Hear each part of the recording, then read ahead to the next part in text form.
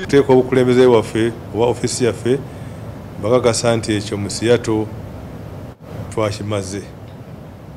Tubeera nga tulina abatukiikirira baweranga 7 bitujja babulira mu maaso eyo amanya gaabwe naye nga obukulembeze twamaze obukola.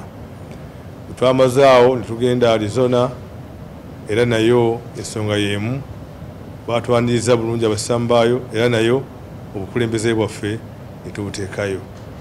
Era twali basaale okusabira eggwanga lya Uganda ne Buganda awamu n'ensi mwe twali tuli Seattle.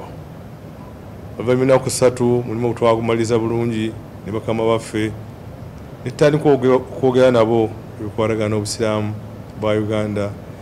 Kiki tuyinza okugattako tukigere tulina okuteekawo wakati waffe n'abasiraamu abali e Seattle.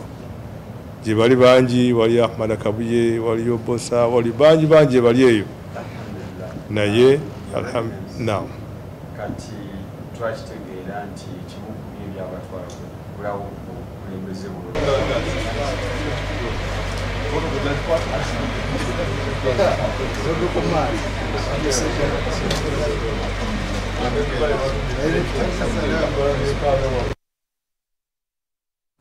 Mawulire gambuze bwe tugenda mu katundu kaffe akagasiya obwongo